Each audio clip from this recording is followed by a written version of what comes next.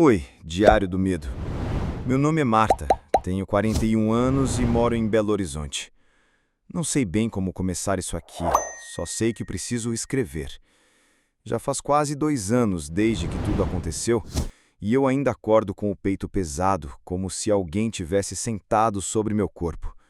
Sei que é estranho e não ligo se acharem que essa história é mentira. Sério mesmo, eu não tô contando isso para convencer ninguém. Tô contando porque preciso tirar isso de dentro de mim antes que me engula de vez. Eu trabalhava como revisora de texto numa editora pequena, tudo online, home office. Fazia meus horários, então gostava de trabalhar à noite, quando a casa estava em silêncio. Não tenho filhos, moro sozinha, e meu apartamento fica no último andar de um prédio antigo, desses com janelas altas e azulejo encardido no banheiro. Era tudo bem tranquilo, até aquele mês específico, julho. Eu lembro disso porque o frio em Belo Horizonte estava fora do comum, e talvez por isso os ruídos tenham me chamado a atenção. Começou devagar. Primeiro foi o som de goteira, só que não tinha goteira nenhuma. Eu levantava de madrugada para procurar de onde vinha aquele tic, tic, tic, e não achava nada. Olhava o teto, o encanamento, o ralo, nada, mas o som continuava, sempre no mesmo ritmo. Às vezes ele parava por uns minutos e depois voltava mais forte. Eu até cogitei que fosse alguma obra no andar de cima, mas lembrei que não havia mais nenhum apartamento acima do meu. Era o terraço, e só os funcionários do prédio tinham acesso. Depois vieram os passos, bem leves, como se alguém estivesse andando descalço no corredor. Mas o mais estranho era o horário, sempre entre 3h15 e 3h30 da manhã. Na primeira noite que eu vi, achei que tinha deixado a TV ligada. Quando levantei para conferir, a TV estava desligada e o som continuava. Pausado, constante, como quem anda e para escutar se foi ouvido. Na terceira noite comecei a anotar o horário. Era sempre o mesmo, exatamente 3h17. O som vinha do lado esquerdo do corredor, passava pela porta do meu quarto, seguia até a sala e parava. E não acontecia mais nada. Nunca havia barulho de porta abrindo ou fechando. Nunca um rangido. Só os passos. Comecei a dormir de luz acesa. Depois, passei a dormir com a porta do quarto trancada. Mas aí, os passos pararam. E foi aí que o pesadelo real começou. Uma noite, eu estava na frente do computador corrigindo um livro de contos quando percebi algo estranho. A tela piscou bem rápido e uma linha de texto se apagou sozinha. Pensei que fosse algum bug no Word, mas quando tentei reescrever a frase, meu teclado não respondia. A frase original era: "O som dos pés ecoava pela escada escura." Mas quando consegui digitar de novo, sem querer, meus dedos escreveram: "Ele sobe mais um andar hoje." Fiquei paralisada. Era como se minhas mãos não fossem mais minhas. Apaguei tudo, fechei o arquivo, respirei fundo. A cabeça começou a doer, pesada, como se algo tivesse me puxando para dentro de mim mesma. Fui para o banheiro lavar o rosto. Quando acendi a luz, o espelho estava embaçado, como se alguém tivesse tomado banho minutos antes. Mas eu não tinha usado o chuveiro. E mais, havia um símbolo estranho desenhado no vidro. Parecia uma espiral atravessada por um traço torto. Eu limpei aquilo com papel higiênico, tentando não entrar em pânico, tentando pensar em explicações lógicas. Talvez alguma vizinha com o mesmo encanamento, alguma coisa. Qualquer coisa. Naquela noite, dormi no sofá com a TV ligada em volume baixo. Eram umas 2h quando a imagem congelou. A tela ficou completamente preta, mas o som continuava. Só que não era o som do programa. Era o som de respiração. Rápida, ofegante, como se alguém tivesse com o rosto grudado ao meu lado. Eu levantei no susto e desliguei a tomada. No mesmo instante, a TV se ligou sozinha. Só que agora havia uma imagem. Meu quarto visto de cima, como uma câmera de segurança que eu nunca instalei. Chamei a polícia no dia seguinte. Revistaram o apartamento, procuraram câmeras, escutas, qualquer coisa. Não acharam nada. A atendente da delegacia foi até simpática, mas eu vi nos olhos dela que ela achava que eu estava surtando. Depois daquele dia, tudo piorou. Comecei a ouvir a campainha tocar de madrugada, sempre às 3h17. Nunca tinha ninguém na porta. O interfone parou de funcionar, as lâmpadas queimavam sem motivo. E o mais bizarro, comecei a ver meu reflexo mexer depois que eu já tinha parado de me mover. Eu me olhava no espelho, parava de me mover e por uma fração de segundo meu reflexo ainda respirava, ou piscava, ou inclinava a cabeça. Uma noite, juro por Deus, meu reflexo sorriu para mim. E eu não estava sorrindo? Tentei dormir na casa da minha irmã, mas lá também começou a acontecer. Ela não viu nada, mas acordava com o nariz sangrando e dizia que ouvia alguém cochichando no canto do quarto. Um médico me receitou calmantes, outro achou que era burnout. Ninguém ouvia o que eu ouvia, ninguém via o que eu via. Até que uma noite recebi um e-mail estranho, sem remetente. Só dizia: "Você precisa aceitar. Ele está em você." E havia um anexo. Era um áudio. Quando abri, o que eu vi foi o exato som dos passos que eu ouvia todas as madrugadas. No fim do áudio, uma voz sussurrou: "Essa é a última noite no corredor." Desde aquela noite, nunca mais ouvi os passos. Mas a sensação de ser observada nunca foi embora. Nem o espelho, nem a TV, nem os sussurros que eu ouço quando o chuveiro está ligado. Ele não caminha mais fora do quarto. Agora, ele está aqui dentro, dentro da minha cabeça, dentro da minha pele. Eu sinto ele quando respiro. Então, se você chegou até aqui, obrigado por me ouvir. Você não precisa acreditar, eu não ligo. Mas se às 3h17 da madrugada você ouvir passos, não levante. E, pelo amor de Deus, não olhe para o espelho depois disso.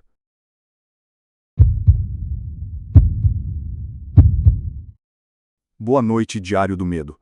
Meu nome é Janaína dos Santos, tenho 28 anos e envio este relato para o canal Diário do Medo porque não aguento mais carregar isso sozinha. Sou técnica de enfermagem em um hospital municipal em Caruaru, Pernambuco, e moro com minha namorada, Larissa, em um apartamento alugado no centro da cidade. Não tenho filhos, nunca quis, e minha vida sempre foi corrida, entre plantões e a luta diária para pagar as contas. Sou uma mulher prática, nascida e criada no interior, onde a gente aprende a não dar trela para a superstição, mas o que está acontecendo comigo não tem explicação racional e eu tô com medo de verdade. Vou contar tudo, com calma, porque preciso que alguém me escute, mesmo que ache que estou ficando louca. Tudo começou há uns 4 meses, numa noite de plantão no hospital. Trabalho uma ala de cuidados intensivos, um lugar pesado, onde a morte está sempre rondando. Era uma noite comum, com o cheiro de álcool gel no ar e o barulho dos monitores apitando. Por volta das 2 da manhã, recebi uma paciente nova, uma mulher idosa, chamada Dona Margarida, que chegou em estado grave depois de um AVC.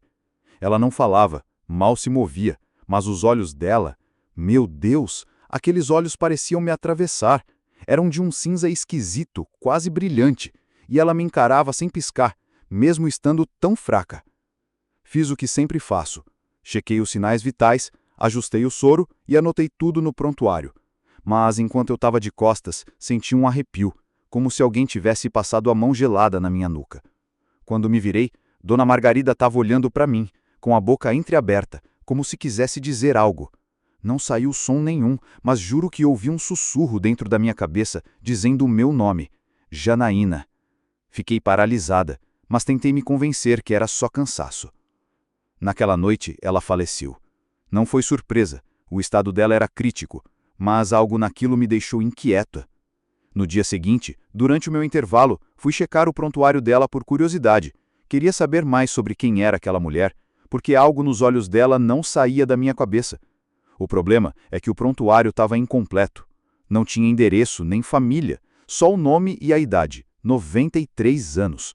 Perguntei para as outras enfermeiras, mas ninguém sabia nada. Uma delas, a Dona Cida, que é mais antiga no hospital, fez o sinal da cruz e disse para eu não mexer com isso, que algumas almas não descansam. Achei exagero, mas guardei aquilo na memória. Quando cheguei em casa, contei para Larissa.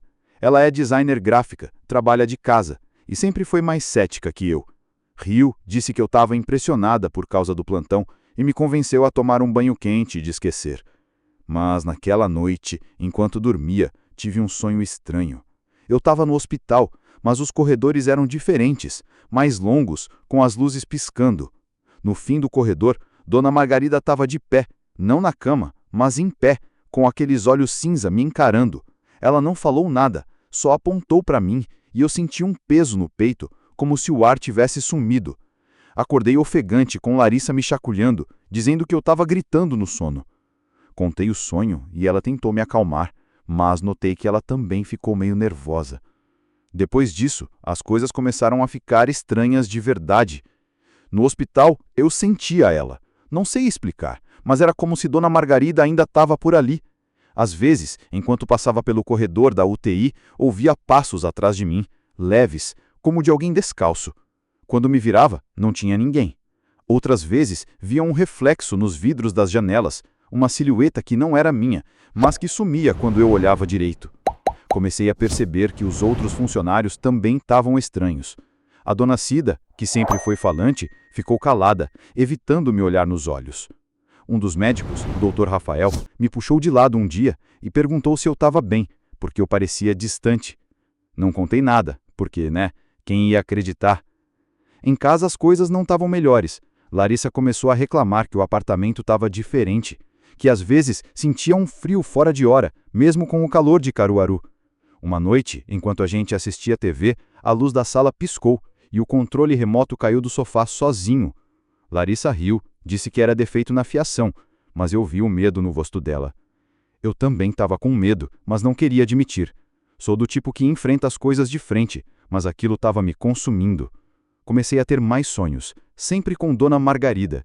Em alguns, ela estava mais perto, tão perto que eu podia sentir o cheiro de terra molhada que vinha dela.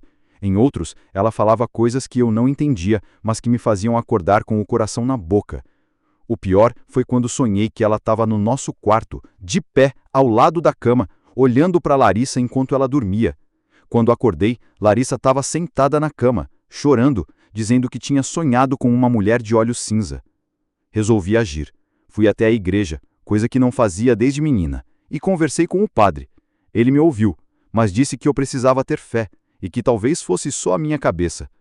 Não ajudou muito. Então decidi procurar na internet. Digitei o nome de Dona Margarida no Google, mas não achei nada.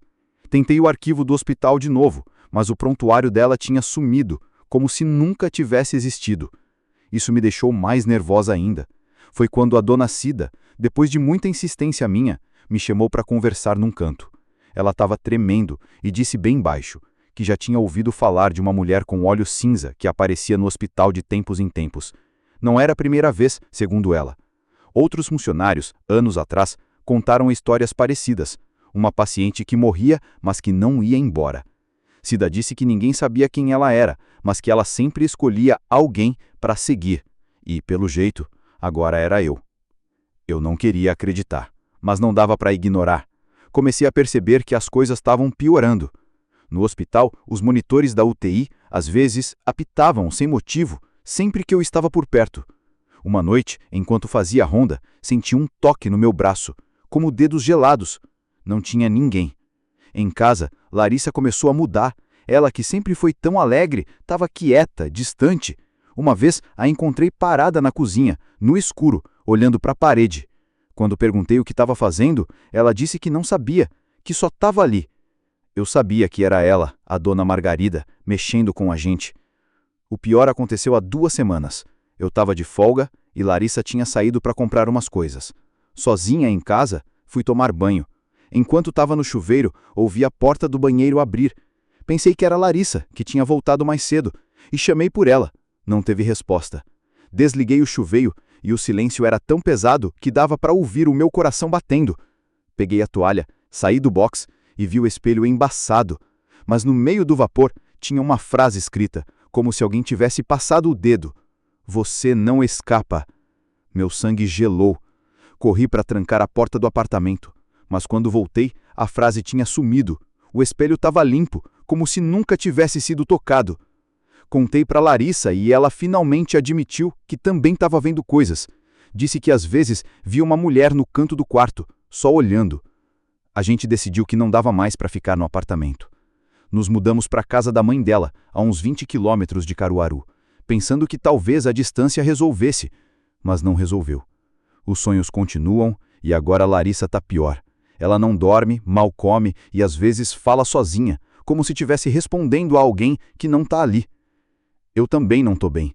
Sinto ela o tempo todo como uma sombra que não explica, mas que está sempre comigo. No hospital, pedi transferência para outra ala, mas não adiantou. Ontem, enquanto arrumava meu armário, encontrei um pedaço de papel que não era meu. Estava escrito, numa letra torta: Janaína, você é minha. Joguei fora, mas não consigo parar de tremer. Não sei o que fazer. Estou escrevendo isso porque preciso desabafar, porque preciso que alguém saiba. Não sei quem é Dona Margarida ou o que ela quer, mas sei que ela não é só uma lembrança. Ela está aqui, de alguma forma, e está levando um pedaço de mim e da Larissa a cada dia. Se alguém do Diário do Medo tiver uma ideia do que fazer, por favor me diga, porque eu não sei quanto tempo a gente aguenta.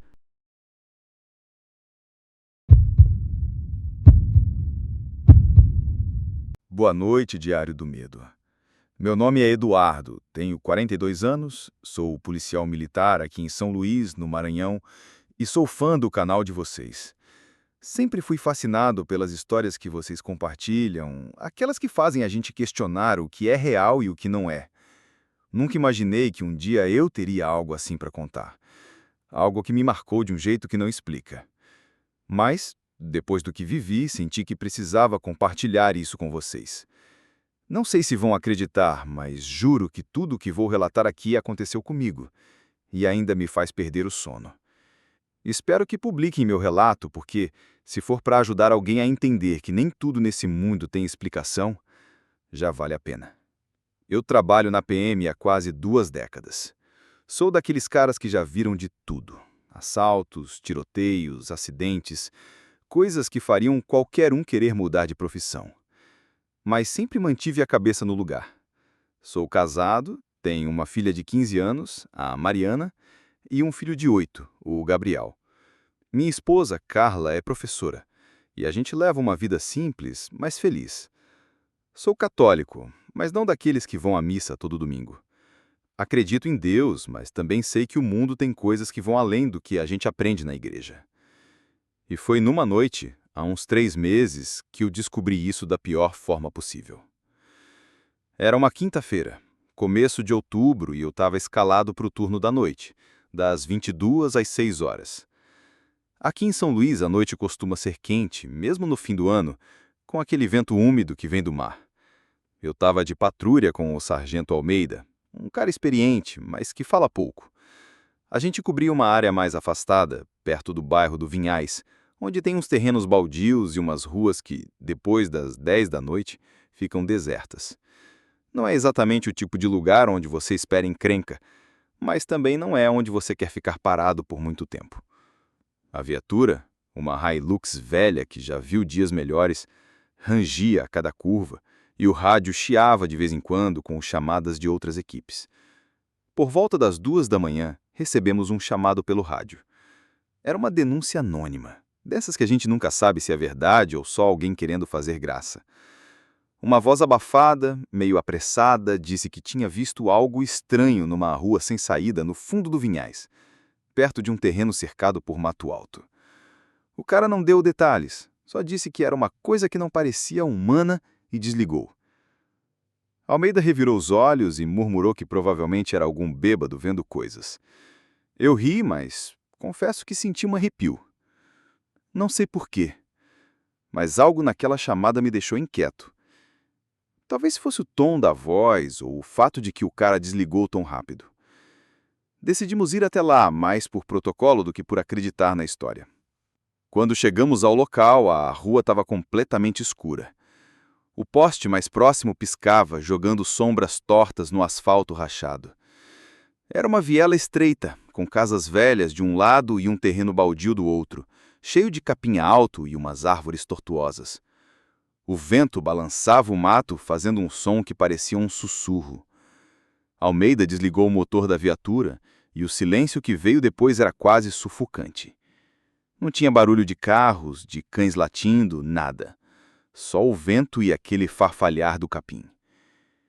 Eu peguei a minha lanterna e Almeida fez o mesmo. Descemos da viatura com as mãos nos coldres, mais por hábito do que por necessidade. Afinal, o que a gente ia encontrar ali? Um mendigo dormindo no terreno? Um casal de adolescentes se pegando no escuro?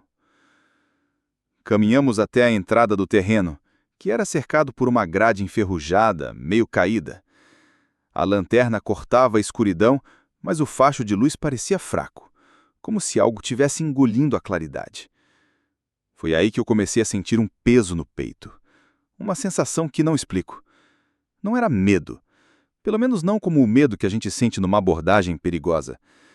Era algo mais profundo, como se o ar tivesse carregado de uma energia ruim. Almeida, que costuma ser o cara mais pragmático do mundo, também parecia inquieto. Ele parou de repente e apontou a lanterna para o meio do terreno. "Você viu isso?" Perguntou com a voz mais baixa do que o normal. Eu olhei na direção que ele apontava, mas não vi nada além de mato e sombras. Perguntei o que ele tinha visto, e ele disse que achou que tinha visto uma forma se movendo, algo que passou rápido entre as árvores. Eu brinquei, tentando aliviar a tensão, dizendo que era só o vento mexendo com o capim. Mas no fundo eu sabia que não era. A gente continuou andando, entrando mais fundo no terreno. O chão era irregular, cheio de buracos e raízes, e eu senti o coração batendo mais forte. Não era só a adrenalina de um chamado. Era como se algo tivesse nos observando, esperando. Foi quando ouvimos o primeiro som. Não era um barulho alto, mas era inconfundível. Um estalo, como se alguém tivesse pisado num galho seco. Paramos na hora e Almeida girou a lanterna ao redor. Nada. Só o mato balançando e o silêncio que parecia gritar. "Quem tá aí?" Gritei, com a voz firme como a gente aprende na academia de polícia. Nenhuma resposta.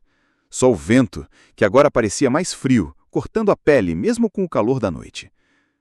Almeida sugeriu que a gente voltasse para a viatura e chamasse reforço, mas eu insisti em dar uma olhada. Não sei por que fiz isso. Talvez fosse o orgulho de policial, talvez fosse curiosidade, mas algo me dizia que eu precisava ver o que estava ali. Avançamos mais alguns metros e foi aí que eu vi. No meio do terreno, entre duas árvores tortuosas, havia uma figura. Não era uma pessoa, não exatamente. Era alta, magra, com braços longos que pareciam não ter juntas, como se fossem feitos de algo que não era carne. A cabeça era inclinada, como se estivesse nos observando, mas não dava para ver o rosto. A luz da lanterna iluminava o corpo, mas a luz parecia deslizar por ele, como se ele absorvesse tudo. Eu senti o sangue gelar. Almeida, que estava do meu lado, soltou um palavrão baixo e segurou a arma com mais força. "O que é isso?"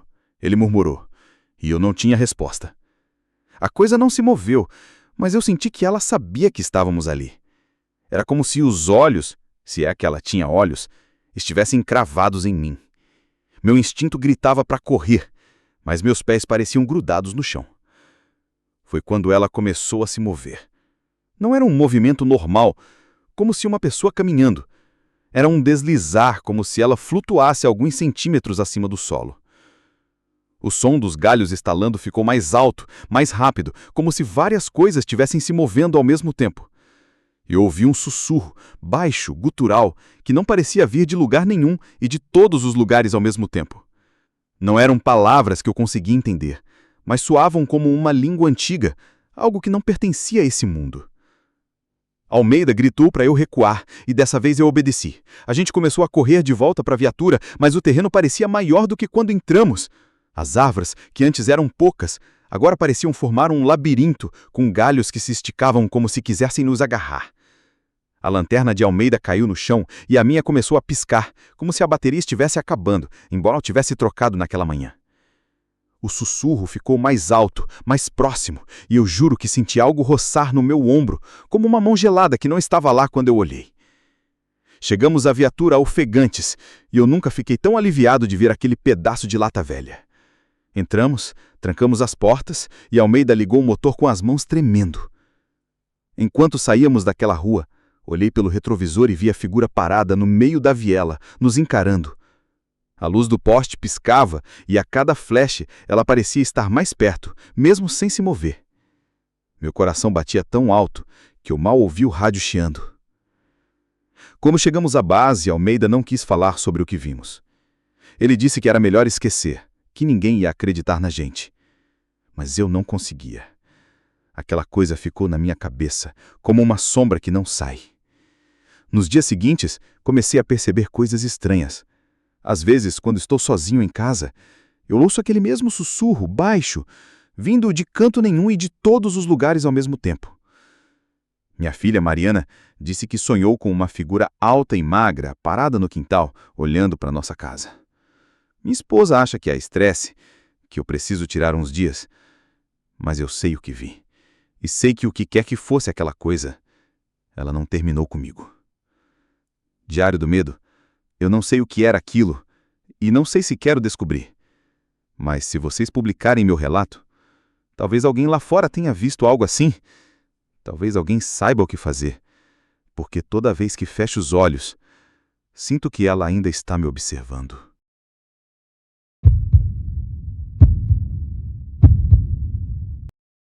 Olá, equipe do Diário do Medo.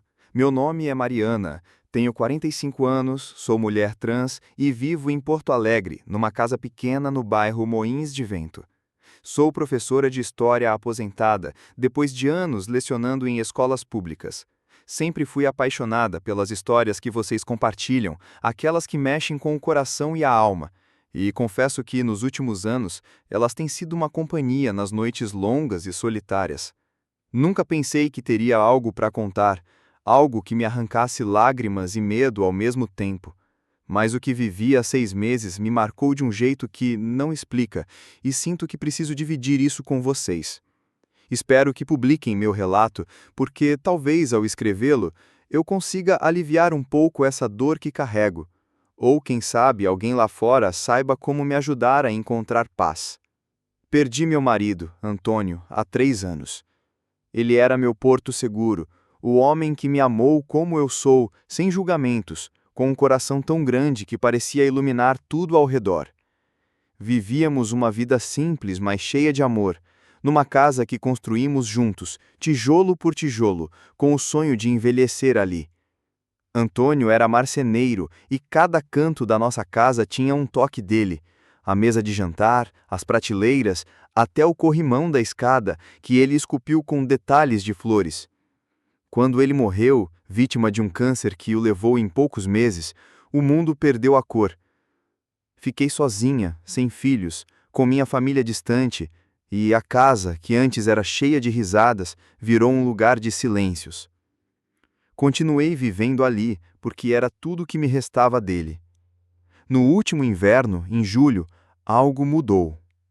Porto Alegre estava sob aquele frio úmido que entra nos ossos e as noites eram escuras, com nevoeiro que escondia até os postes da rua.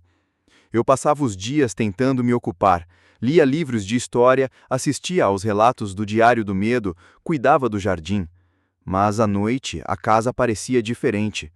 Comecei a ouvir sons que não explicava, um ranger na escada, como se alguém subisse devagar, ou um murmúrio baixo, como se Antônio ainda estivesse ali, mexendo nas ferramentas no quintal. No começo, achei que era saudade brincando com minha cabeça, mas então as coisas ficaram mais estranhas. Uma noite, enquanto lia na sala, senti um cheiro que não sentia desde a morte dele. O aroma de madeira recém-cortada, como se Antônio estivesse lixando uma tábua ali mesmo. Levantei, confusa, e percebi que o cheiro vinha do quarto no andar de cima, onde guardava as coisas dele. Subi a escada, com o coração apertado, e ao abrir a porta do quarto vi algo que me fez parar.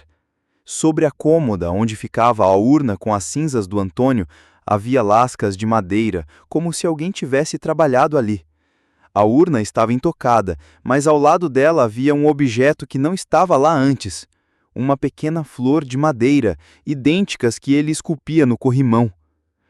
Minhas pernas fraquejaram e eu chorei. Não de medo, mas de uma saudade que parecia rasgar o peito. Depois disso, os sinais ficaram mais frequentes. À noite eu ouvia batidas leves na parede, como se alguém estivesse martelando pregos. Às vezes via sombras no canto do olho, sempre na escada ou no corredor, mas quando olhava, não havia nada. Comecei a sentir ele, entende? Não só a presença, mas a essência do Antônio, o jeito como ele assoviava enquanto trabalhava, o calor da mão dele na minha. Era tão real que, por momentos, eu acreditava que ele tinha voltado. Mas havia algo errado. As batidas começaram a ficar mais pesadas, mais urgentes, e o cheiro de madeira às vezes vinha misturado com outro, um odor acre, como terra molhada ou algo podre. Uma noite acordei com um som que não era normal. Não eram as batidas, mas um lamento baixo, como um choro abafado, vindo do porão. Nossa casa tinha um porão pequeno, onde Antônio guardava as ferramentas e algumas tábuas velhas. Eu nunca descia lá depois da morte dele, porque era doloroso demais. Mas o som era tão triste, tão humano, que me levantei, peguei uma lanterna e desci. O porão estava escuro, com teias de aranha nas vigas e um frio que parecia vir de dentro das paredes.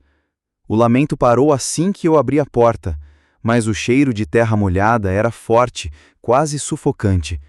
Apontando a lanterna, vi algo no canto, uma pilha de tábuas novas que eu nunca tinha visto, com marcas esculpidas como se fossem letras ou símbolos que não reconheci. Foi então que vi a figura. Não era Antônio, mas parecia ele, ou o que restava dele. Estava de costas, curvado, com o mesmo macacão que ele usava para trabalhar, mas a pele era cinza, como se estivesse coberta de mofo, e os cabelos, que antes eram castanhos e cheios, estavam ralos, caindo em fiapos. Ele não se virou, mas eu ouvi a voz, rouca, quebrada, como se viesse de um rádio mal sintonizado. Mariana, por que você me deixou aqui? Meu coração parou. Não era a voz do meu Antônio, era algo que usava a voz dele, algo que parecia querer me enganar. Corri para a escada acima, trancando a porta do porão, e passei a noite encolhida no sofá, chorando até o amanhecer. Depois disso, comecei a pesquisar. Fui à biblioteca municipal, onde conheço alguns arquivistas, e perguntei sobre a história da casa. Descobri que antes de nós, ela pertenceu a um homem chamado João, um marceneiro que morreu no porão em 1940, numa noite de inverno. A história era vaga, mas diziam que ele ficou obcecado por um projeto, algo que esculpia sem parar, até perder a sanidade. A esposa dele, que morreu pouco depois, dizia que ele falava com alguém no porão, alguém que pedia para ele continuar trabalhando. Não havia registros claros, mas havia rumores de que o terreno onde a casa foi construída era usado como cemitério improvisado no século XIX, durante uma epidemia. Voltei para casa com um peso no peito. Decidi que não podia mais ficar lá. Comecei a arrumar minhas coisas, planejando me mudar para um apartamento alugado. Mas na última noite, antes de ir embora, aconteceu o pior. Eu estava no quarto encaixotando roupas, quando a luz apagou. O silêncio era total, exceto por um som que vinha do porão. Batidas, marteladas, lentas, ritmadas, como se alguém estivesse construindo algo. Desci para o térreo, com o celular na mão, pronta para chamar alguém, mas a porta do porão estava aberta e o cheiro de terra molhada subia como uma onda. No escuro, vi a figura novamente, agora na escada do porão, subindo devagar. Não era só uma sombra do Antônio. Era algo maior, com membros longos e tortuosos, como se a madeira do corrimão tivesse ganhado vida. Os olhos eram buracos negros, mas cheios de uma tristeza que me fez querer chorar. Ele falou de novo, com a voz que não era do meu marido. Você não pode ir. Ele precisa de você. Corri para a porta da frente, mas ela não abria, como se algo a segurasse. As batidas ficaram mais altas e eu ouvia meu nome repetido como um lamento de todos os cantos da casa. Peguei uma cadeira e quebrei a janela da sala, cortando a mão no processo. Saí correndo para o quintal, para o meio da rua, sem olhar para trás. Passei a noite em um hotel e no dia seguinte contratei uma empresa para buscar minhas coisas. Nunca mais voltei. Agora moro em um apartamento alugado, mas a tristeza não me deixou. Às vezes sinto o cheiro de madeira ou ouço batidas leves na parede, sempre à noite. Meu coração dói porque uma parte de mim quer acreditar que era o Antônio, tentando voltar para mim. Mas eu sei que não era ele. Era algo que usava a memória dele para me prender. Diário do Medo. Se alguém souber o que era aquela coisa, ou como me livrar dela, por favor, me diga, porque mesmo estando tão longe, sinto que ela ainda está comigo, esculpindo a minha dor. E aí, pessoal, chegamos ao final de mais um relato arrepiante aqui no Diário do Medo. Espero que essa história tenha mexido com vocês tanto quanto mexeu comigo. Se gostaram, não esqueçam de deixar aquele like maroto, se inscrever no canal e ativar o sininho para não perder nenhum vídeo. Ah, e compartilhem com os amigos, porque nada melhor do que espalhar o medo, né? Queremos saber também, o que acharam da narração? Preferem essa voz atual ou sentem saudade da voz antiga? Deixem aí nos comentários, porque a opinião de vocês é muito importante pra gente. Até o próximo relato e cuidado com o que espreita no escuro!